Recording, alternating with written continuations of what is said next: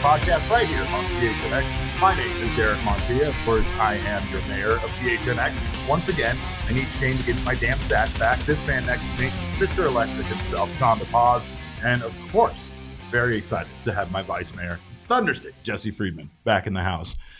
First, do we want to say something nice about the nice things that our diehard did for us? Oh my God. Like, yeah, you we probably guys should. In our diehards community are incredible. Freaks. Made this guy all misty-eyed, by the way. So I've never seen Derek cry. I pretty much saw Derek cry. He pretty much saw me cry. Pretty it's much. Cogs' fault. It was too. as close as I think Derek is capable of getting to crying. To human emotion? Yeah, it's a human emotion, you know? It's fair. It's fair. But Diehards are different. yeah, you guys really are. So we love you. We thank you so much. We can't express enough how much it meant to us that you guys helped us celebrate our second anniversary right here at PHNX. And ALLCITY is just continuing to pop off. So we are really thrilled to be part of this family, and we are thrilled to have you guys as part of the family. We hope you're not working at all today. We hope you are taking the day off. We have some more people that we want to give the day off to, honestly. And it's every home plate umpire. We want to give every home plate umpire today and every day off because, of course, you know me. I want robot umpires behind home plate. And, you know, again, I know that they'll still need to be back there, right? Yeah, you're not really giving them the day off. I'm just giving them less responsibility. Yeah, no, that was my conspiracy theory all year, is that the umps have purposely sucked so they can get the same amount of money to do less work. Because they won't have to call balls and strikes. Yeah. It would sort of be as if like Saul came up to me and was like, you know, we still want you on the show, but like we don't really want you in charge of what's coming out of your mouth. So like we want you on the show, but we want to tell you exactly what to say. That's basically what is potentially about to happen. That's what we got Jesse Jr. umpires. for. That's what so he can make Jesse Jr. talk and he can. Did you tell him about Jesse Jr.? I did tell him about Jesse Jr. Jesse Jr. is the name of the snake. Yeah, it's Jesse my Jr. understanding is the name of correctly. the snake. Yes. Yeah, How did that happen? JJ Snake. Look, we don't know. You think there's a resemblance? I think we just miss you. I We think missed we you were a just lot. like, You were gone a lot, and we just didn't. We wanted to replace you, but we really couldn't replace you, so we went with like your son, a child-like version of you that's like half Diamondback, half human.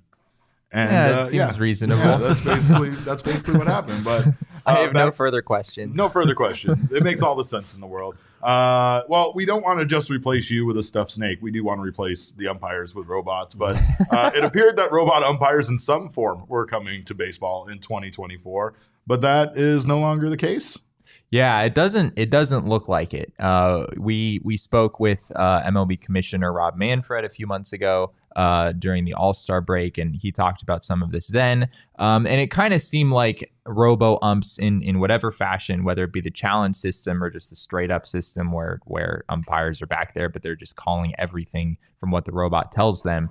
It seemed like there have maybe been some obstacles that have come along the way. Back when we had that conversation, it seemed like major league players and I guess minor league players really were more in favor of the challenge system than just the straight up system where it's just robots running the universe basically. Robots running the universe. Yeah, that's basically what it equates to. That's what the writers and the actors in California right now are fighting against, is robots taking over the universe. So Correct. I completely understand it. But yeah, there have been some issues with the technology itself and getting it to a place where no matter which version of the system you use, getting it to a place where players are comfortable with the strike zone that this system is calling, and it doesn't seem like we're quite there yet. Well, right now in AAA, the league has been switching back and forth between full-on robot umps and the ABS system, right, or the challenge system. So right. Like part of that, I feel like that comparison as a player gives you a fairly good like way to be like, I don't like this one as much as I like this one, because you're going back and forth between the two and you're getting it. You're seeing the problems with a full-on robot ump back there. Players appreciate the human element of umpires. I mean, even when they're wrong. In a sense, right? I mean, I think players are used to umpiring being done a certain way. Like, right, it's the stereotypical, like if a pitcher is around the strike zone, they're going to get a few more calls right off the edges than a pitcher who's not at all around the strike zone.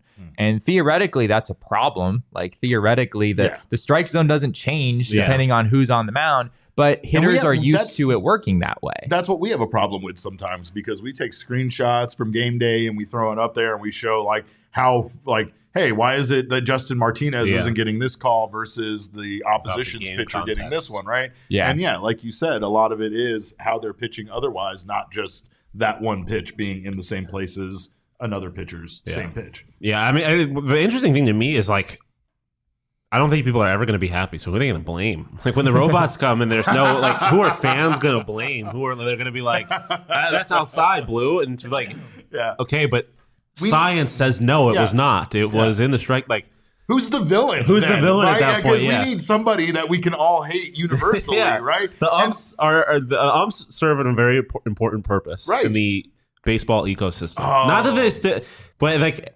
the room to blame umps is becoming smaller and smaller. Yeah. And we're going to at some point have to be held accountable for our own actions. Yeah, what would baseball fans do without it? I don't know. They have to blame their players for not being good. Honestly, it's what galvanizes us sometimes as fans of opposing teams. And it's always nice you when can games be like, look, we don't like you and you don't like us, but we can all admit this guy's an asshole. And we're like, and we all do that thing where it's like, I know we got blown out 10-1, but also, it's not the only reason we lost, but the umps sucked. us 2 nights ago. Yeah, exactly. We lost 9-1, and we were like, the umps were dog shit. It's not why we lost. There were 3 calls that we can point out where we made an awful call. Spent 15 minutes talking about it. As far as the ump stuff goes, though, that's always been my take on it. I love blaming somebody. Yeah. That's the best thing in the world. Yeah, which is why I'm a fan of the challenge system. Like, I do think there needs to be room. More blaming. More blaming. Well, no, more blaming. No. More calling out what it is? Of umps. Yes, and it's not just blaming, but it's having an answer. It's having a judge in that moment make a decision and be like, nope, you know what? We're going to see who was right, right? Like, I had my friend, Mo. You guys know Mo. He's a troll from the chat. He was famous for any time we were having a debate. And this is going to show how old I am, but like when Google was kind of a newer thing on our phones and we started Googling all the time, Mo would never let us debate anything because Mo had to say, no, what are we debating? Let's just get an answer, right? Like sometimes in life, we need that, especially if you're married. You know, you would love someone to step in like those. Just give you an answer on who's right and who's wrong. What was it, like those progressive commercials? Yes, those with the challenge flag. Yeah, right? no, I mean, I do love in theory, like you need to be able to blame umps, but I think the challenge system is awesome for that reason because then you can blame them and immediately be like, haha, told you so. Well, or umps can be like, haha, told you so, shut up and get back in the box. There are good times where umpires aren't calling the game the way that a robot would. And that's when like it's a blowout loss or the there's weather a position sucks player on the mound and this. they throw an ephus pitch that like starts about 5 feet above the strike zone but kind of drops onto the plate. Yeah. And they're calling those strikes because everyone wants to go home at this point. Right. It's like as much as we want every call called right all the time, there's just sometimes where we also don't really want that. Yeah. I mean, I think players in some ways, they have an appreciation for like big moments in games. And like, we don't want to lose a game because of a bad call. Yeah. I think players, I think everyone can agree on that. Even the umpires, because they don't want to have that blame. Yeah, the umpires, they're not out there trying to like blow games because of or swing games one direction or another with bad calls. And so that's what the challenge system gives you, is an opportunity to make it so that the game is not heavily weighted one way or another because of the umpiring. And yet at the same time, you get a lot of those human elements that we're talking about the players legitimately appreciate. And if players legitimately appreciate it, then why are we trying to get rid of it entirely? Yeah. I'm going to be sick when somebody loses a perfect game or something like that because of a borderline pitch that a real ump probably would have called the strike and probably been a strike in that situation. And then it's not because it's technically not a strike, but I think everybody other than the batter would want it to be a strike. You feel me? Do you know how many conversations I've had with people about the game day bumper area where if it's here, it can be a ball or a strike? Like, it's like, you guys don't understand. It's not a razor thin line like it looks on TV when they throw the strike zone. So and when you go to like the umpire auditor, they always show like the ump's true strike zone because, as I always say, like I'm more about consistency than anything. So it's like obviously it's not going to be perfect, but as long as it's consistent, like there's. Yeah. I love when it's this shit. Yeah, like it's just like some sort of, it looks like the rings of Saturn around a planet or something. You're like, what were you calling? But I mean, according to StatCast, umpires do get 94% of the calls right. So it's a 6% margin of error there for umpires making mistakes. A lot of that has to do with that area that I'm talking about, where if it's in there, it doesn't get called against them as a bad call. But like you said, they're really not trying to call the game poorly. I wonder how umpires feel about the challenge system, because I feel like the challenge system really does work.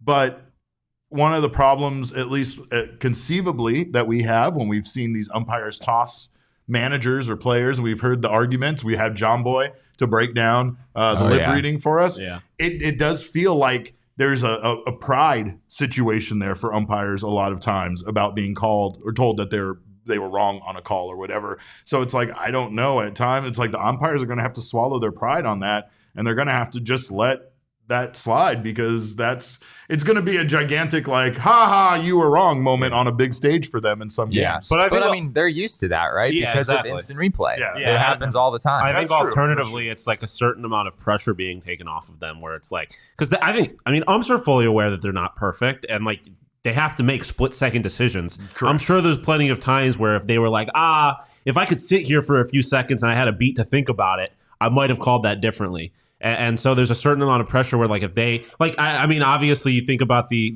Armando Galarraga thing, right? Like, and obviously we're talking about replay in that situation, but like that does not happen if there's replay, because the ump can fuck up in the worst way I've ever seen an ump fuck up, but there's someone there to have their back. There's technology there to have their back. So I think obviously there is a certain amount of, like, as opposed to being able to get into it with a player and then just toss them, the player can challenge you and immediately upstage you. But as Jesse said, that kind of already happens with replay, and I think they would rather the game, because in the moment, sure, it might suck, but they would rather the game get played, and when the game is over, them not be a story than them screwing something up, and then that pain kind of being elongated because everyone's talking about them at that point afterwards. Yeah, and no matter which version you use, whether it's just robots all the time or this challenge system that I think all of us seem to prefer a little bit more, Major League Baseball wants to make sure that the robots have the zone correct. You know, even if you're using the challenge system, if a call is challenged, you want it to be the correct zone, and not necessarily the correct rule book zone,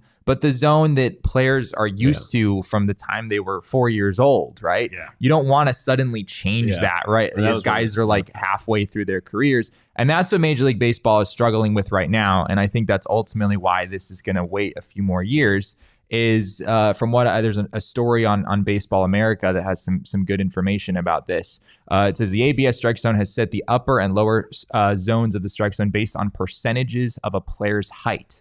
So that doesn't seem like a perfect system necessarily, because it doesn't adjust for like where your knees are. Like, not everyone who's 6'2" would have their knees at like the same height. People have different stances and stuff like that too. Different stances. Yeah, those things are not being accounted for. And I think that's sort of the source of the issue right now, what they're trying to get right. Jeff Bagwell would have never been able to get away with murder like he got away with in the late 90s with this kind of system. That article also said that that's one of the tweaks they're making right at the end of this AAA season, is that they're going to adjust the way that they're adjusting it right now. Sensor type thing. Yeah, they're experimenting with it right now, and it does say in here that, you know, even if they were to implement this immediately next season, they were planning on incorporating, you know, crouching and, you know, making it a little bit better for the majors in some ways.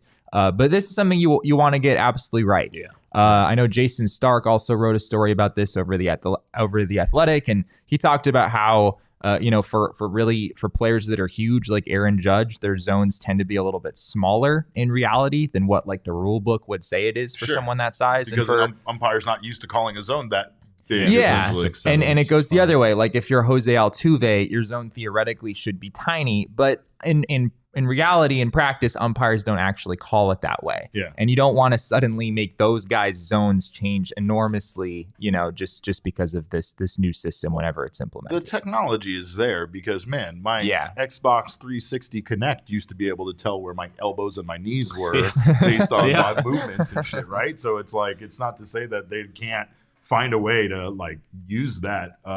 But they also talked in this article about factors changing from park to park, which I don't really understand because that was in Jason Stark's story. That would be a problem.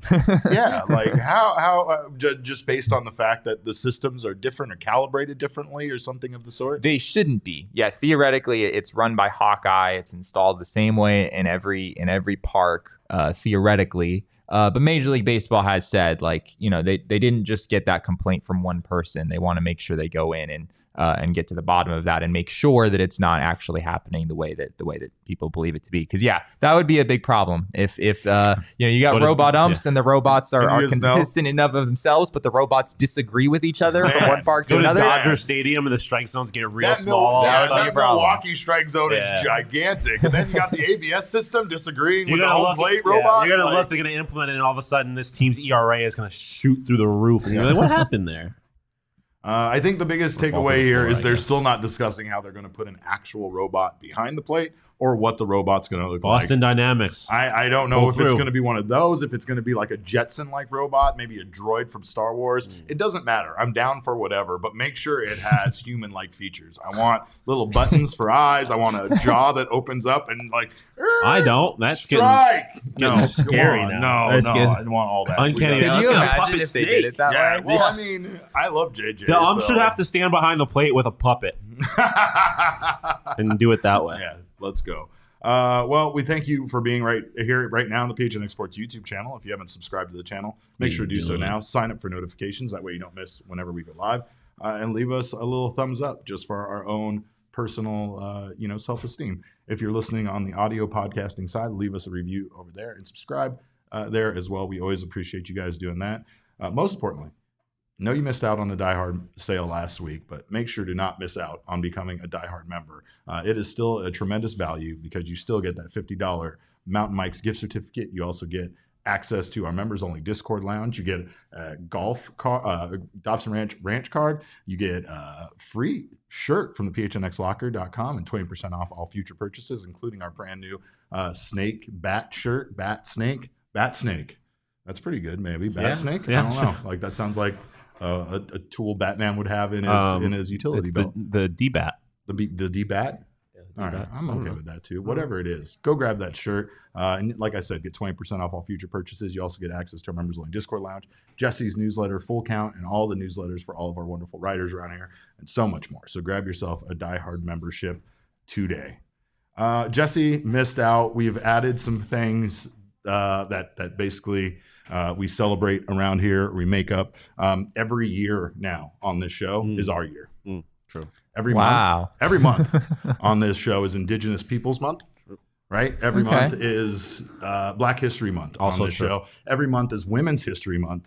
Every month on this show is Black Women's History Month. Every week on this show is Shark Week. Every day on this show is Earth Day. But on Mondays, we go to the mailbag.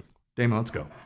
My mailbox, always something interesting in my mailbox. I try to get to everything in my mailbox, and then once in a while there's a letter that makes me go wow, wow. My mailbox. It's actually a mega mailbag Monday. And don't I get a holiday? You don't. No. Like, isn't there something that has anything to do with me at all in that long of a list? We're expanding it as much. I mean, I'm gonna have to keep the list, but we'll fit something in there for you. But man, you are one of the people that they come here to ask questions of. And so, of course, you're celebrated as well. Stop being so selfish. Let's get to the questions. What do we got for our first question out of the mailbag? DeJuan Booker asks, if Lawlar gets called up, how do you envision Tory utilizing That's what we call Tory utilizing him in the lineup? Shortstop, third base, DH, and how often? Well, we know at this point that Lawlar has not been called up as part of the pre-September call-up, so we could only see Lawlar if it's due to injury replacement. Is that right, or is that no? We could see Lawlar at any point throughout September. Just not for the playoffs. We could see him in the like we talked about the other day. We could see him in the playoffs. The D-backs would just have to use that weird workaround thing where they say Mark Melanson's on our playoff roster, but he's injured, so we have to have Jordan Lawlar instead. They could do that. So yeah, he could still be called up at any point in September. Well, what are your thoughts on if they do call him up? Where do you think they'll be utilizing him? Obviously, I feel like third base seems like a very likely spot. Anyone's position. They're not gonna. I don't think they're gonna play him at third base. If Jordan Lawlar does come up this season, I think he's gonna be a shortstop. I guess he could get some time at DH as well. But the Diamondbacks aren't about to take a 21-year-old up from the minors who doesn't have that much professional experience and ask him to play a position that he hasn't really played. He's exclusively played shortstop this year. I want to say he exclusively played shortstop last year as well. So yeah, he's a shortstop. If he plays for the Diamondbacks, he's going to play shortstop. How often depends on some other factors. A big factor, I think, would be whether Nick Ahmed is still in the organization. Yeah. Is Lawlar kind of like an extra player, or is Lawlar someone that you brought in to replace someone who's like actively getting significant playing time? If he was here to replace a Nick Ahmed or something like that, I would expect to see him in there pretty regularly. When Corbin Carroll got called up last year, the Diamondbacks didn't call him up to just sit on the bench. Yeah, so very true. I would expect he would play pretty regularly. And if he is playing regularly at shortstop, that probably moves Geraldo Perdomo over to third base. Perdomo would probably still get some time at second, still get some time at short. He'd kind of be floating around, but it would probably... Yeah, Perdomo would be the guy moving around. I don't think Lawlar's really going to move around. I don't put too much stock in it, but to be honest, one of the things that always made me think that exact thing was potentially going to be the case is that when we are there pregame, we see Perdomo taking a lot of practice at third. I don't think it really means anything. I feel like it's just based on the field setup and the fact that you have like somebody, throwing a live or like a batting practice. I mean, we've seen like Carson Kelly take ground balls at third base. I know. We've seen stay ready. We've seen Christian Walker over like at second base, shortstop, fielding balls, and there's never been a moment where we thought he was gonna, Christian Walker as a middle infielder would be unreal. He'd be elite, probably. It would just be unreal, not necessarily in a good sense. It would just be kind of crazy. Yeah, that's true. Perdomo has played a decent amount of third base this year, so that wouldn't be. He's played at least some third base in 10 games, and he's been fine. It's just he's good over there. Unfortunately, offensively, his numbers are terrible whenever he plays third base. I don't think there's his bat just doesn't really profile at third base. Like if you third base, you're not exactly looking for a guy who has 6 homers and over 400 plate appearances, but he's been a good contributor for the Diamondbacks this season. He was obviously an all-star, and at long-term third base, there's still some big questions there. I think we're going to get to that a little bit later in the show. Yeah. But if you got to move Perdomo over to third base, it's not the end of the world. Yeah. Ultimately, I'll be happy with whatever results in Nick Ahmed enjoying retirement and Ketel Marte DHing and not having to play second base ever. I don't think the answer to that is going to make itself apparent this year, but in the future, if that means Perdomo playing third or second, I would not mind seeing it. All right. What else we got, Damon? Next question comes from AZ Sports Girl 224 Studios 2491. She asks, but we going to bounce back against the O's after the D-backs got their butts whooped in LA. Let's pull the curtain back here. We have no idea the outcome of this Orioles series. We're not actually working on Labor Day. That's why we're not acknowledging your comments in any way. So we have no idea. Maybe the Diamondbacks swept the Orioles. Maybe they got swept. I don't know. If people were actually convinced that we were here live this entire time, we get some serious props for that. We deserve that. I mean, if we're pulling back the curtain, can we address the Pavin Smith thing? No. Because I didn't get a chance hypothetically to address it yesterday. Absolutely not. And I'm upset. Well, okay. Go ahead. No, we can turn it into that because we have no answer for this question. I just don't want Jake McCarthy fucking die or something. Like, what are we doing? Horseshit. Say it. Yeah, no, it is horseshit. Go, guys. What are we doing? Yeah, just why is Pavin Smith about this one? I thought we defeated him. I thought so too. Mm-hmm. You can't. He's like the Undertaker from the dead. He never loses. He's a ghost. It's that match against AJ Styles. I don't want to see him. Boneyard match. Yeah. Totally. Unbelievable. Anyway, that's anything else we want to address about this show not being live right now? No? Yeah, I think the curtain has been pulled back, so I think we're good. Should we record alternative takes? Like, should we do one where they like won the series and then one where they lost? I can't believe the Arizona Diamondbacks just swept the Baltimore Orioles. That was fucking crazy. That was crazy. Zach Gallen, that perfect game. That Zach Gallen perfect game was awesome. Game? I wasn't expecting people that. Are going to be, if this series doesn't go well, people are going to be so Corbin just hit for the cycle. Right okay, if it didn't go well, then man, I can't believe the Diamondbacks just got swept by the Orioles. Man, 6 in a row. That's only tough. 2 innings for Gallen. That sucks. Yikes. I thought Gallen was unhittable. I thought so too. I thought he was capable of throwing a perfect game. Corbin Carroll went 0 for the whole weekend. That sucks. Perfect. Good. Damon, you do that in post or whatever. Figure it out. You have to watch the series and then do that on Monday. All right. What else we got? Michael Rokicki asks, when did you know Corbin Carroll was different? For me, it was when KD went to the game in his jersey. That's such a great question. For me, it was August 21st, 2000.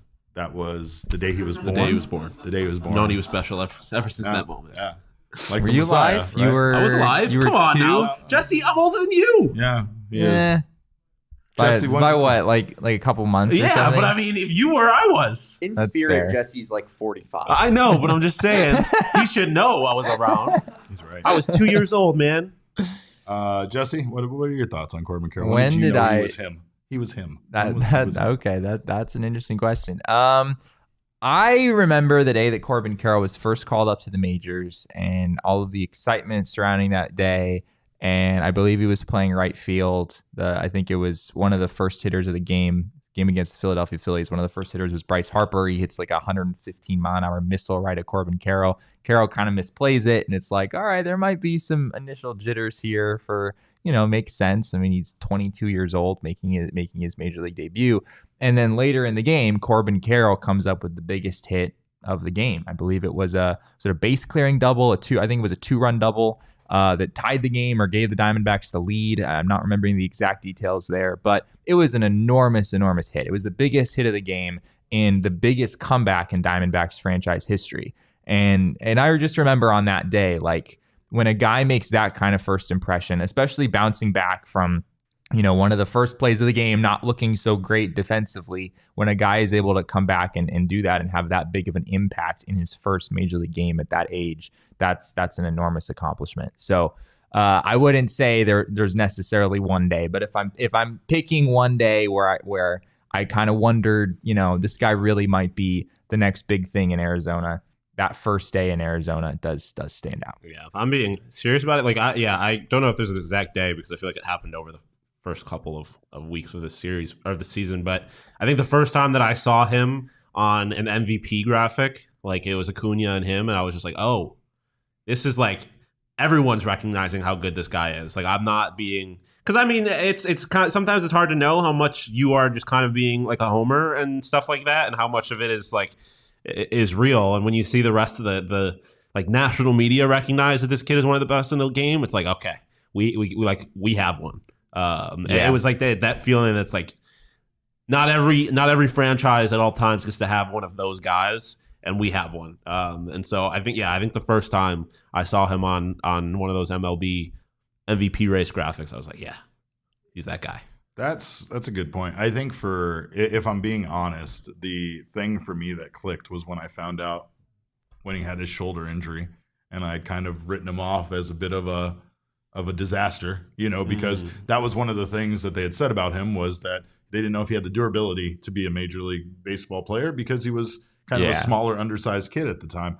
And, it's kind of like one of those like, oh, here we go again, or not even here we go again, because at the time there wasn't this succession like we've had now of Jordan Lawlar and also Drew Jones going through the same thing. But it was the hearing that he was sitting with the scouts thing that really made me go, I've never heard of a player doing that. I really had. And like, there was nothing but praise being poured in for him. And like, this wasn't, I don't necessarily think when he was doing it as much as it was after he had done it, but it was like just one of those things that in all the time of covering this team, I had never heard that. And I like, it even kind of dawned on me. Like, I was like, maybe I thought that this kind of was something that players did, but they really don't. So when a kid made the decision on his own to do that it really stuck out as something. I mean, something that almost has become a blueprint that they try to encourage other young players that go through a similar injury or time where they can't be playing to do something similar, just to learn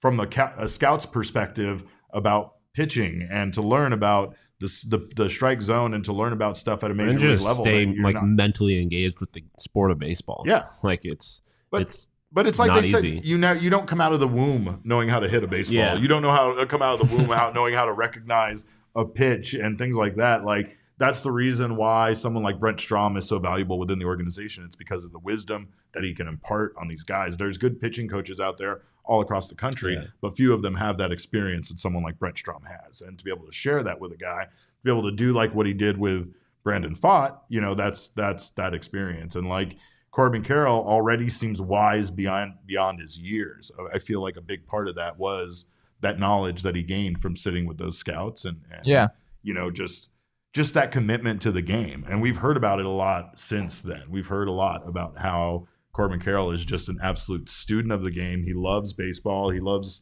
doing everything he can to become a better player. And you don't really necessarily hear that praise about everybody. As a matter of fact, you hardly hear it when people are like, "Oh man, this guy literally eats, sleeps, and breathes baseball." I feel like you hear that. I mean, if you're a Major League Baseball player, right? Like I don't know. I don't think guys get here just like, "Oh yeah, I practice for half an hour in the afternoon every day." It's the emphasis though that people have on. His he's on a different level. You know what I mean? Like, so like guys do take time off. Guys do go like. Are you kidding me, Jesse? He fucking quit playing Fortnite for the major leagues. Yeah, that's big. That's a big one. That's a big one. That shows a definite level of maturity not a lot of guys have. Far cry from all that shit we went through with Kyler. Don't even. But I'm just saying, like, it is a special kind of athlete. What else we got, Damon? I'm not doing this with him. Colin Kozak, I hope I said that right, asks, who is the biggest free agency splash this offseason? And obviously, we don't know the context in which he means that, whether he means with the Diamondbacks or just in general. I gotta assume because the answer is Shohei. If it's not, the answer is Shohei. If it's not the Diamondbacks, it's Shohei. Hopefully, if it's the Diamondbacks, it's still Shohei, but I don't see that happening. Well, Jesse and I, again, we were talking about Shohei and the impact before the show. Like, Shohei is just on a different level. There's no player in baseball that's going to make as big of an impact as Shohei Ohtani, including even if he re-signs with the Angels, because that means he's going to stay there for a long time. No other team is going to be able to have him. And all that he brings with him as a commodity is going to go to the Angels too. Like there's a lot much more than winning baseball games. It really is. Like, I mean, obviously he's an incredible two-way player. So you're getting that out of him, right? But you're also getting a tremendous amount of fan support internationally. You're getting ad revenue from companies that are going to advertise with your team, depending on whatever team he has. Like, there is no player in baseball that is going to have as big of an impact on wherever he goes as Shohei. But if you're talking about the Diamondbacks, there are some guys I think I hope that the Diamondbacks look into, and I just don't know technically how much those guys are going to cost them. We've been talking all year about their issues with third base. So I would love to see them maybe go after a Matt Chapman, but I don't know if Matt Chapman is going to be actually worth the money. He's going to get $100 million, right? At least. Yeah, exactly. Yeah. I mean, I would take. Listen, Justin Turner's still been producing for the Diamondbacks or for the Red Sox, and I think considering how you look at the window for the D-backs, like if you could still get something out of Justin Turner. Justin Turner's about to turn 39. Absolutely, I love not him. In on that. I still love him. So good. He's good though. Yeah, like he's still producing for them. I mean, obviously Matt Chapman is like. We're gonna end up with Matt Chapman. I'll be pretty. Give me either. I'll be pretty juiced. Right. I would rather have Matt Chapman, to be clear, but. But Justin Turner, I would be happy with. I would be very happy. Give me a redhead.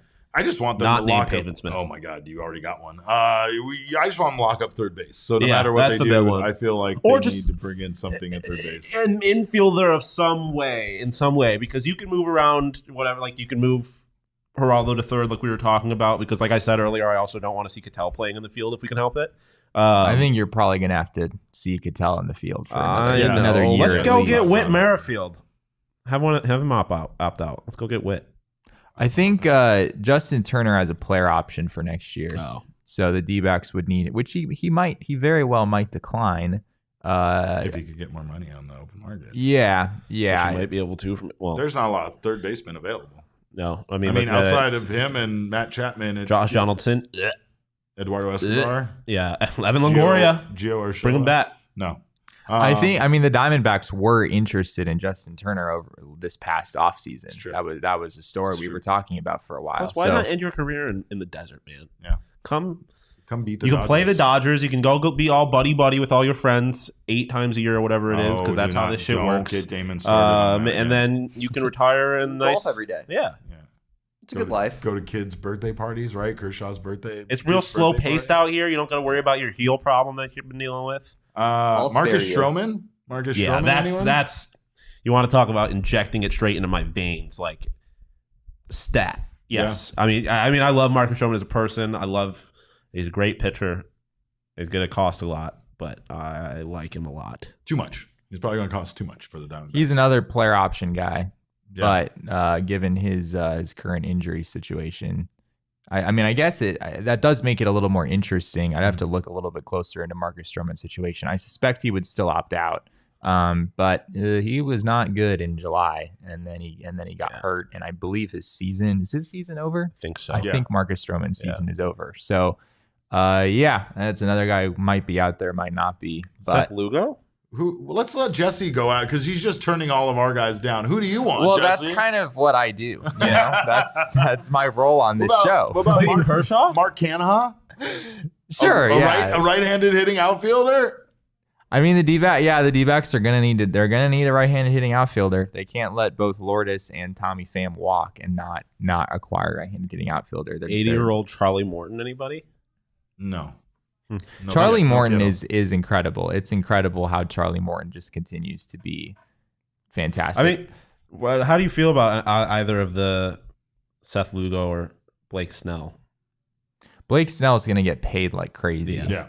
I would suspect that would be outside of the Diamondbacks price range. Seth Lugo's interesting. Got a player option. Sense. But he's been having a good year, right? So I feel like he's probably going to opt out. No? Justin Turner, I'm looking at his defensive metrics. He's only played 57 innings at third base. He's at -3 defensive runs saved and -4. So he has been dealing with he's been dealing with a heel injury. I know that. So I don't know if he's just like been playing through it. He even himself said he's either hitting home runs or singles. Like he can't really move all that well. So I don't know if that's something that plans to get addressed in the offseason. Maybe he'll be able to play third again. I'm not sure. But that's why I just want any kind of infielder so we can just. The correct answer is Rich Hill. The correct answer is Dick Mountain. I don't want him. I don't want Dick Mountain on this team. I don't think that's the correct answer. I think that is objectively the wrong answer. For a season of joke. Well, I will tell you this: the thing that is no joke is never the wrong answer. Never the wrong answer is betting on a Nerfy on Friday. True. Right? On the BetMGM Sportsbook app, you can get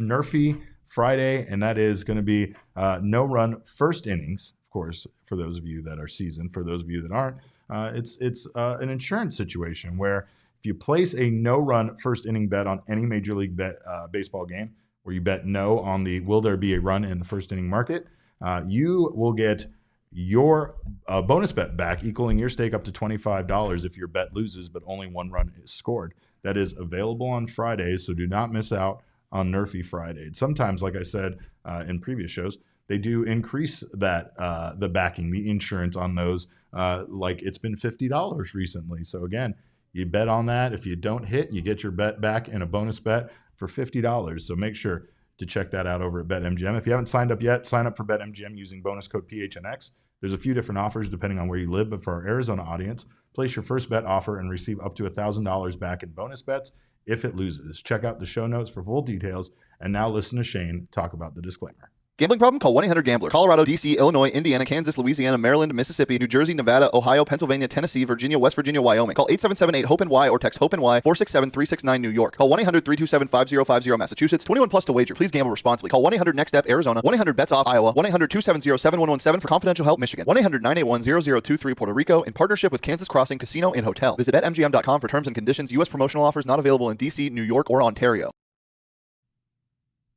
Well, I am starving, As am I. We always are hungry on this show, and of course, We're just always hungry. we're just always They hungry. don't feed us. They don't, and we always have to do this show right around like lunchtime or dinner. Yeah, that's the time. crazy part. I feel like they purposely are like, yeah, we're gonna have food come at 1:30 on When Mondays. you guys doing your show?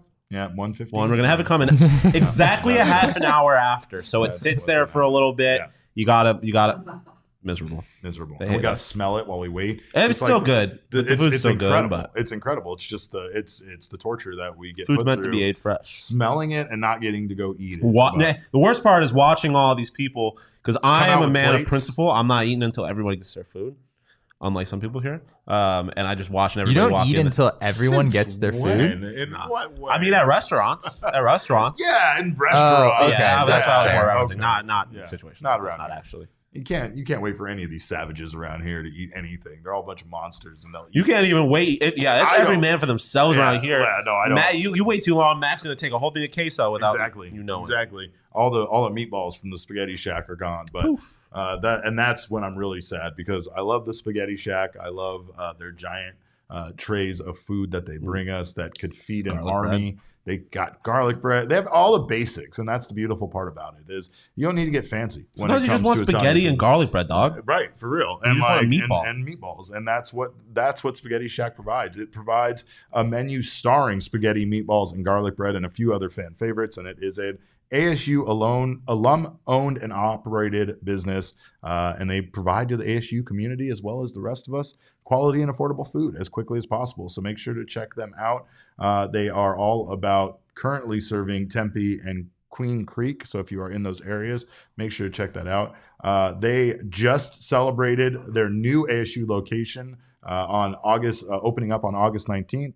Again, out there at that location, you can get spaghetti, you can get one meatball and garlic bread for just $3.99.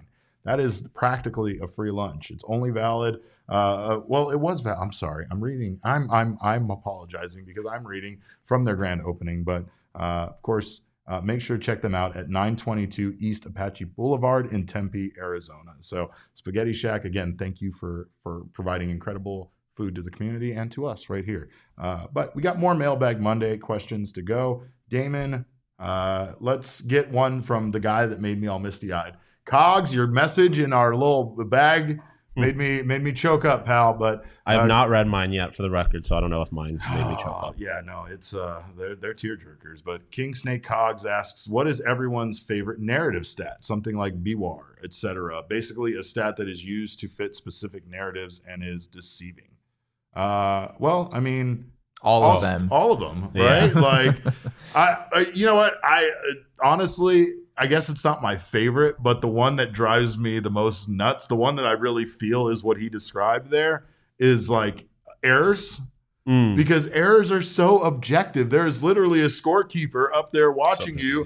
You mean subjective? Yeah, subjective. Sorry, not objective. So it's subjective. And I mean, it's one of those situations where he absolutely decides based on your athletic ability and how he feels if you could have gotten to the ball or not. If it's an error, it really tells nothing. But then we base things like fielding percentage on it. So it's like it's a stat that then impacts other stats and becomes deceiving because. Yeah, I mean, if you're a mediocre defender, you're not going to get a lot of errors because you're not even going to be in the vicinity of a ball when it comes through. I'm sorry, I just saw a meme on Twitter about Pavin Smith. Oh yeah, Yeah. I just got distracted by Pavin You're all right. Smith. Yeah, all right. Shawn just wanted to announce that he was distracted by this meme. He just wants to find a way to bring it back. I can't- Just derailed the show twice. Yeah. I can't really come up with any one stat that I think is like misconstrued because all of them frankly can be. Yeah. You so often see comparisons between two players of, a few select numbers. And like you can make a statistical argument for almost any player over any other player if you just pick the right numbers. Obviously, like, okay, if it's Mookie Betts against Travis Jankowski, that one's a little tough. But if you just kind of cherry pick the numbers that make your argument, you can do just about whatever with baseball stats. So it's not really one number for me. It's just like, I don't know. Make sure you're giving the complete picture when you compare two guys. I love expected batting average because I am a hater. And so there's nothing I enjoy more than finding guys who are performing way out of their expected batting average and being like, this guy actually sucks.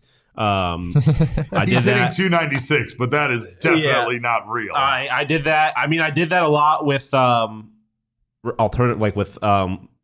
Julio Urias coming into this season. I'm like, his XBA last year was not, his opponent's XBA last year was not that good, and the shift is gone now, and he's not going to be that good, and he hasn't been nearly as good as he was last year. They changed the Savant visuals are all different now. We're gonna have to do like a deep dive into this at some point because it's different. Messing with my mind. Yeah, I don't like it. I kind of like it, but I don't like it. You mean like Urias's expected ERA last year was 2.81 compared to 2.16? I mean, 2.81 is still pretty good. Yeah, but I mean that was me being a hater. Like I said, and I use it. Yeah, I definitely use it. I will say I use that as being my reason for wanting to get rid of Jake McCarthy when we were talking about last offseason, like which outfielders are going to be included in the trade. Yeah. And ultimately, I'm glad that was not what they did. Like, I'm glad that Varsho was the one that went if someone had to go. But there was some truth to what the expected stats said about Jake McCarthy last year, which was he probably wasn't, the 830 OPS guy that he was in the second half of the season. There was some luck in there that, probably wasn't sustainable. So I also really like it like as a real stat too. Like I do think it is valuable in showing kind of who guys really are. By the way, speaking of that, do you guys know who leads all of Major League Baseball in defensive runs saved? Is it Gabby Moreno? It's Dalton Varsho. Yeah, it would be Dalton Varsho. Tell Marte. Dalton Varsho is one of very few players that can be like a well below average hitter and still be like a genuinely good player because his defense, at least according to defensive run save, thinks Dalton Varsho's 2023 season is like the best defensive year by any player in MLB history. Basically, it's insane. All right, what else we got? Travis more for me on Twitter asks, what draft pick do the D-backs get if Carroll wins Rookie of the Year? How is it determined what pick they get exactly? And I know this is a question a lot of people have, so we wanted to address it. I'm pretty sure the answer is that they get a pick after the first round. Is that right? Yeah. Like it's not a number, but it's just essentially the first pick after the first round is over. Yeah, is it before the competitive balance picks? It is. Okay. Yeah, it's directly after the first round. Sometimes not every team gets a first round pick because of, if they sign a free agent or whatnot, they can lose picks.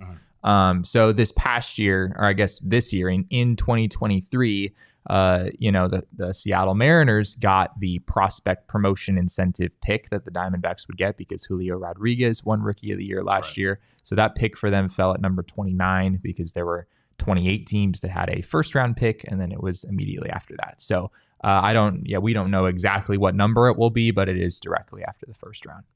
And of course, that is even though he won't address it, even though he won't talk about it very much, that seems to be the big goal Corbin Carroll had set in mind coming into the season as far as what he really wanted to accomplish. And like probably one of many. Yeah. But I mean, that all seemed to have accomplished. Yeah. There's a lot of value in that pick. I mean, because it's not like it upgrades one of your picks. It is just like an additional pick at number 30, number 29. That's a lot of value. It's so good. I mean, and right now, thank you, Corbin. That could happen. Thank you, Corbin. All right, what else we got? Snake fan Skeletor the Great asks, what do you believe to be our future solution at third base? Farm talent or free agency? And I thought this was a great question because, to be honest, I don't really know who out of the farm system now would be it. I mean, I would love to say Ivan Melendez. I would love to say that, but I just don't know if his defense is ever going to play at a major league level at third base. Yeah. And I don't feel like that's going to happen. I mean, as we kind of talked about earlier, like, I definitely don't think it's the farm system. I think it's either someone that's on the roster now. I think it's either Geraldo Perdomo or a free agent, ultimately. Like, you either move Geraldo there or you go get a third baseman. Yeah. I don't think, especially in the near term. In the near term, Perdomo could play third base. In the long term, I don't know if I see Perdomo being like a long-term player there. At least not an ideal one, not an ideal fit. One name that does come to mind for me is Tommy Troy, D-backs first round pick from just a couple months ago. He has played shortstop so far to start his pro career, and he said that's the position he enjoys the most. He has everybody that plays on the left side of the infield says that. Yeah. Essentially. Yeah. I mean, it makes sense. Like, as someone who's just entering pro ball, like, you want to start at the most challenging position and see if you can establish yourself there. And if not, you can always move somewhere else. I think he would profile pretty well at third base. I think he has a chance to hit enough to play third base. He's got enough power where I think his bat could profile at third base. And defensively, even if shortstop is not a long-term ideal fit for him, or even if it is, the D-backs could move Tommy Troy over to third base eventually. That's still a couple years away. So, for 2024, I don't know if you're going to see Tommy Troy play any third base for the Diamondbacks, but he's honestly the one guy in the farm system right now where it's like, the bat and the defense both make sense at that position. He already seems much further along than Drew Jones, and I don't want to take an unnecessary shot at Drew Jones, but it's just Tommy Troy already seems like he's moved up so many levels. Big difference between a college pick and a high school pick. Absolutely. Absolutely. I think as far as the free agent thing is concerned, like, if you want to actually, like, if you're actually going for it in this offseason, as far as free agents are concerned, you're actually trying to win a World Series next year, like, you have to go sign a third baseman. I don't think, or again, an infielder and move things around. Like, you have to. Yeah. So I don't think any, like, the variety of people that you've seen play third base this year are going to be playing third base next year if this team is actually attempting to win a World Series. So I think they're going to have to sign most likely a third baseman, but at least some kind of infielder in free agency, or trade for one, or whatever it is. Yeah, I agree. It's probably going to have to be external for 2024. All right, what else we got, Damon? This question, we think this question came from Elise. How do we not know who the question came from? Well, because it's from a protected account, and the account name was just E. That was the screen name, and her Twitter handle, or this person's Twitter handle, is ELISULL. And Elise is just a legend around these parts, so we just figured. We hope it's Elise. We hope it's her. She asked, question for Mailbag Monday, what is one of the most ridiculous, awful sports takes you've ever heard? For example, a guy I work with told me this morning, and he was dead serious, that Shohei Ohtani is nothing special. He doesn't help the Angels more than Trout does, and anyone could do what he is doing if MLB had allowed it before. I literally laughed out loud at him, but inspired me to ask what other ridiculous takes people have heard. The only thing I will say about that is that by no means do I think that there would be like 18 other Shoheis if MLB, but like, I do think you would see, I think there's plenty of stories of guys who like played on both sides and now ultimately throughout the minor leagues or whatever got that kind of beaten out of them and they ended up having to be one thing or the other. Like, I do think there's situations where if MLB was more open to the idea of letting guys be two-way players, there would be more two-way players. Yeah, like as if MLB is holding people back. It's absolutely not that. It's the fact that you're not good at either one of those things enough to do both of them at the same time. The idea that JT Real Muto would be out here like with a 280 RA or something, I don't think is real. Like, I think Shohei would still probably be the best two-way player if there were a bunch of two-way players. So the take is ridiculous. My most ridiculous take is Jacob saying that he doesn't like gray uniforms. I think that's bullshit. That's fucking insane, Jacob. I think that's insane. That is insane, Jacob. I don't really like road grays. You're also wrong.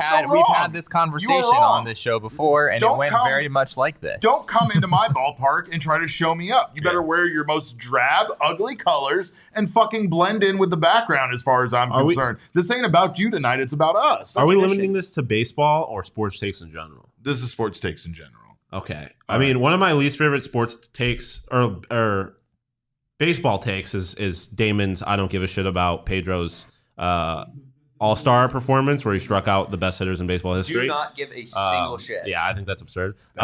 In general, this got brought up earlier today. Cool. I don't think it's about – this is not so much about like who's better than the other. I just think it's insane when people bring up the LeBron versus Jordan conversation and are like, Jordan's never lost a finals. And it's like, since when do we punish guys for making the NBA finals? That does not make any logical sense correct. to me. I will listen to conversations about Jordan being the GOAT, but trying to punish LeBron for dragging Zydrunas Ilgauskas and Anderson Varejao to an NBA Finals and not winning that is absurd to me. 100%. Yeah, I mean, that's I don't really like baseball, or like I don't like comparison. Quarterback, who's the best quarterback of all time? Like, there's just too many variables there when you talk about guys. I live for debate. Well, no, I'm not saying I don't live for debate, but it's like at the end of the day, it's absurd to really have that much invested in thinking. You know, a guy from today could have been as good of a guy from fucking the days back when they let the defensive line literally slaughter quarterbacks and they had to get back up and go out there and throw the ball again. Eras of sports are very hard to compare. Different eras, right? Yeah. But Jesse, what about you? What's one of the worst takes you've ever heard? I know you. Look, I misunderstood the question. I thought it was supposed to be like my worst sports take. Well, so I'm just like needlessly about to throw myself under the bus. Let's get that. What is your worst sports take? So for sports in general, uniforms. Yeah, that is pretty terrible. Sure, whatever. For sports in general, I did not. I'm going to get just absolutely mauled for this. I didn't think Devin Booker was going to be a very good player. Oh my God. I'll just straight up say it. I'm not going to punish you too much for that. Yeah, no, me neither. Because okay, all right. I mean, it's appreciate that. Everyone has opinions on college athletes, like on prospects. So like the idea, like.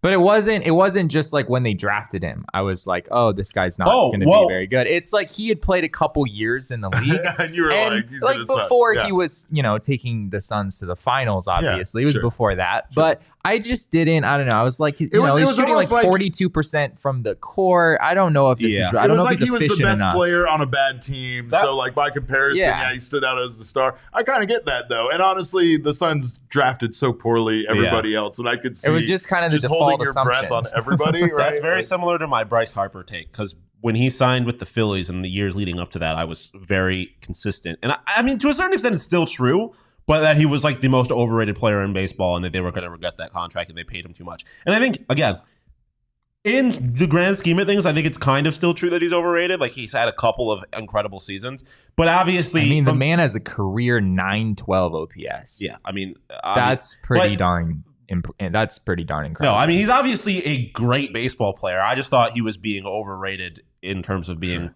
He was the face of baseball. I thought that was like a extensive. And I thought that what the Phillies paid him was ultimately going to be too much. But ultimately, I was wrong in the sense that's one of the few like insane level contracts. It's actually like, he single-handedly got that team to a World Series. So I was wrong. Hand up. I'm going to give you my worst one, and then I'm going to throw my brother under the bus. First, I want to say my brother has just consistently the worst sports takes. And the reason why is he doesn't really like sports that much, nor does he watch sports. He has things he watches like bass fishing and things like that he enjoys. So because of him being on ESPN2 while watching bass fishing, he just gets the ticker down at the bottom. So he gets like half pieces of information and then has conversations with me about it. And he'll be like, hey, I heard and he's completely wrong because he's just filling in the other half with stuff that his mind dreamed up. So that's a hilarious conversation to have. But when he does, because every once in a while he'll be like, hey man, the Diamondbacks are on like a 6-game winning streak. That's really good. I saw like so-and-so have 2 home runs last night or something. I'm like,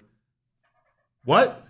Wait, you paid attention? Wow, that's awesome. That's actually what happened last night. But my own personal worst sports take ever was watching a single episode of Sports Science on ESPN and going around and telling people that the reason why baseball players were hitting more home runs in the late 90s was due to the fact that Rawlings was getting leaner leather for their baseballs and making them harder and being like, oh, well, there's an exponential increase of velocity and distance by 0.005%, then a lot of the balls that fall at the warning track would go for home runs. And I mean, that's why this is happening.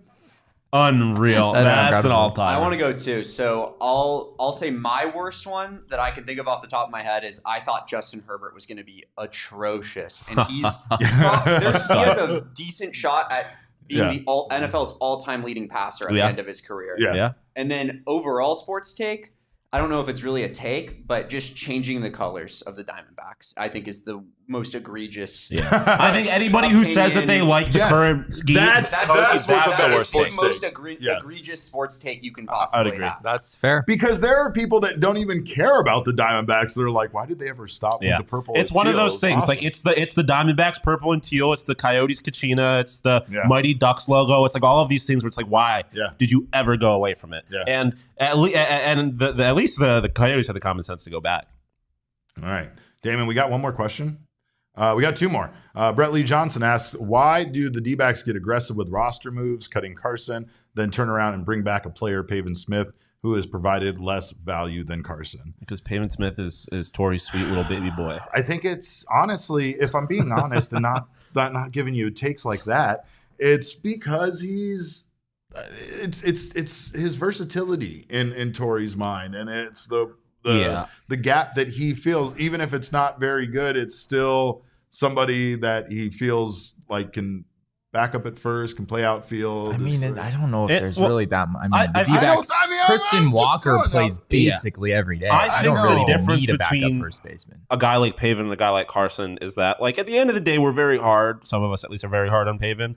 And, like, the reality is he does offer some things. Carson was just like, Madison Bumgarner, what did they offer? It was basically nothing. They were, and I know Pavin's a very frustrating player, but at times he does do things right, and at times he's a good baseball player, and he offers He's something. had some big hits for this. That was not really the case with Carson. Like, at a point where there was you needed to get rid of somebody, right? Because Gabby came back, and I don't think you could make the argument that Carson was better than Herrera. Or that you want to carry three catches. Exactly. So I think at that point, you needed to make that move. But alternatively, got to call someone up. And I agree that I don't think Pavin was the right choice. Like, if you're calling up an outfielder, I would have rather had Jake. But there's a reason for it. Like, he offers something. Yeah, I think what a lot of it comes down to is just what the competition at that position looks like. Like, for Carson Kelly, the D-backs also have Jose Herrera, and I guess the Diamondbacks just felt that they'd seen enough of Jose Herrera, or it was like, there's just not that big of a difference between these two guys at a certain point. We have three catchers sort of, well, Gabby is obviously on a different level, but the Carson and Jose Herrera, I think, were similar enough where it's like, okay, we can move on from Carson Kelly. We have someone right there who's going to give us a similar amount of value. In the outfield right now, the Diamondbacks aren't getting a whole lot of offense from anyone outside of Corbin Carroll, frankly. Lourdes has just not really been good offensively since the end of May when he was an absolute monster. Tommy Pham got off to a decent start for the Diamondbacks, hasn't really contributed a whole lot offensively in recent days.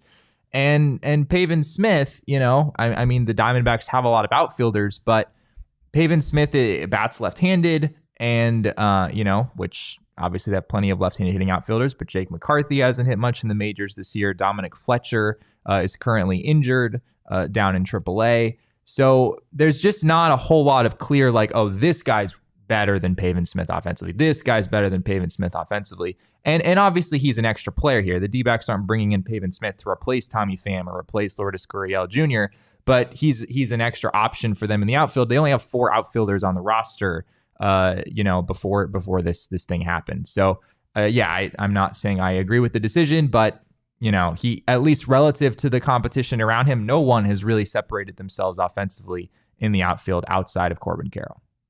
All right, Damon, what else we got? Last question goes to Elizabeth, and Elizabeth asks, what's your favorite dog breed? This is going to burn the show down. That is a tough. Yeah, this is not easy. That is tough. I used to be a veterinary technician, so I will take the lead on this. Oh, myself.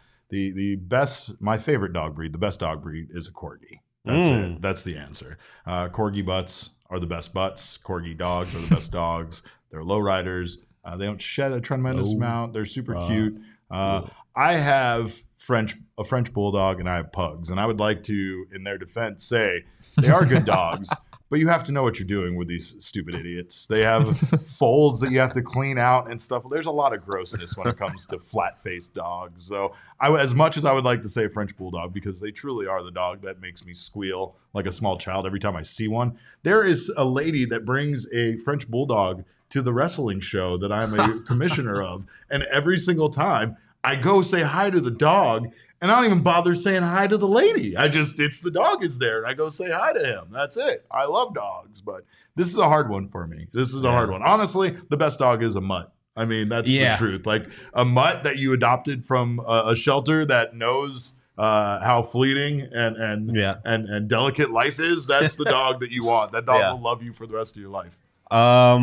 I have a handful of ones that I really like. First off, I think the most beautiful dog I've ever seen My mom growing up, she had a German Shepherd Husky mix with Really? 2 different colored Wow. eyes, and that's like an incredible dog because those 2 breeds of dogs right there in their own right Yeah. are incredible. I just have a soft spot for pit bulls, dog, because they're Pit bulls are amazing. like misrepresented. Like, Yeah. pit Oh, bulls yeah. are just incredible dogs. Yeah, they are the sweetest. I really love them. But from a visual perspective, like Huskies are my dogs. Huskies are so fucking cool. I'm just a big dog guy. Huskies, German Shepherds, like Bernese Mountain Dogs, Saint Bernards. We need an stuff office like dog. I'm pro. An But office the- dog. Well, the flip side of my love for big dogs is that I'm also pretty allergic to dogs. So Oh. I from like a personal what dog I want, it's a golden doodle because they're hypoallergenic. And they're awesome. It just makes my life They're easy, awesome. and they're smart as shit. Yeah. Yeah. Jesse? Golden doodles are fantastic. Poodles in I would general, like, definitely- poodles are a dope dog. That's Yeah, honestly dope what breed. I was gonna say. Yeah. I think poodles are. You can mix poodle with just about anything. It's gonna be a Hypoallergenic pretty and smart as hell. fantastic dog. Yeah. They, it's, Damon's kind of looking at us like he got an opinion on. Yeah. Well, I was just gonna say I like boxers, but also who needs a dog when you have Jesse Jr. the yeah, snake? when you got the Yeah, snake, true. Jesse Jr. over That's- there. that's a great point. He's behind the control. Who needs a board dog right when you now, have learning Damon? how to produce? Yeah. Damon's my favorite. Damon's breed my of dog. favorite dog. Absolutely. We are Damon's dogs. All right. Well, we thank you guys, as always, for your questions. You guys are the best. We also thank you for all the wonderful gifts that our diehards sent us and all the wonderful messages. We can't thank you guys enough. You guys do make this whole thing special. And today's been kind of weird without you in here. But I will still tell They're you. there, Less chaotic. They're here. You're here in our hearts. They're there. Yeah, you are here. I will tell you though that we're not the only family you need to join. You need to join the inner circle over at Circle K because it is the best way for you to get all sorts of free, wonderful stuff. You can text PHNX to 31310, and that will join their subscriber club, SMS subscriber club, and you'll get a buy one get one free on Polar Pops. You can also join their inner circle for free by downloading the Circle K app today. Terms and conditions apply at participating locations. Visit circlek.com for details. But that will get you 25 cents off your first 5 fill-ups over at Circle K, which, of course, they already have cheap gas, so you're going to get it even cheaper. And then you'll get, buy 5, get the 6th one free on a selection of Circle K products, including pizza, coffee, and, of course, their ice-cold fountain drinks. So sign up today over there and become part of the inner circle. I'm becoming. All right, that's all the Judas you're going to get out of me because we'll get DMCA'd. But we also want to give a shout out to our friends at Pins and Aces. I know golf season is here. It's cooling down. We finally don't have to get up at 6 a.m. to go out and go golfing. But again, Pins and Aces wonderful polo shirts. They're not just for the links. They're not just for the golf course. They're for everywhere. They are comfortable. They're lightweight. They're stretchy. They're perfect for the super hot times of the year. And, of course, they have wonderful patterns that are delightful. So make sure to check them out. It is a family-owned golf and apparel business that is the official golf apparel partner of PHNX and ALLCITY. Of course, we love our Pins and Aces gear, especially our custom-made little Phoenix polos that we have. They make amazing polos like that, as well as hats, golf bags, and of course, the beer sleeve. That's not just for golfing, it's for any time. But check out pinsandaces.com and use code PHNX to receive 15% off your first order and get free shipping. That's pinsandaces.com. Well, I'm all done working on this faux pseudo Labor Day that we're here pretending to work on. So, Do you have any big plans for Labor Day? I do not. I have none at all. In fact, I feel like that's the right way to celebrate that Labor is Day. exactly what I'm going to do. I'm going to do nothing. Yeah. I'm going to maybe watch all 3 episodes of Ahsoka again and just bask in the Baseball, Star baby. Wars Don't we glory. have like baseball all day on Labor Day? Yeah, we do. We do. 1:00 baseball game today. Right now, we're watch us and then go watch baseball in a little bit. That's the way this is going to work. I think. I don't know how scheduling works with these things. I'm Okay. probably at said baseball game right now. Someone around here has to go to the ballpark, and Not I. someone's got to work on Labor Day. I guess. I mean, yeah, no one's forcing you to go anywhere, Jesse. But actually, see. yes, it is. It's me. I'm forcing him. But make sure to follow Jesse for his shenanigans at the ballpark at Jesse N. Friedman. This maniac next to me is at Shawn_DePaz. I, of course, am once again your mayor of PHNX. I need my goddamn sash back. But you can follow me at Cap_Caveman with a K. We are Damon's dogs, and you can follow Damon and be one of his dogs too at Damon DAWG on Twitter. Our show is at PHNX_D-backs, but of course, all roads lead to at PHNX_sports on Twitter, Instagram, and Facebook. We thank you guys again so much for your time. And remember, kids, baseball is fun, but it is so much more fun when you have robots behind home plate.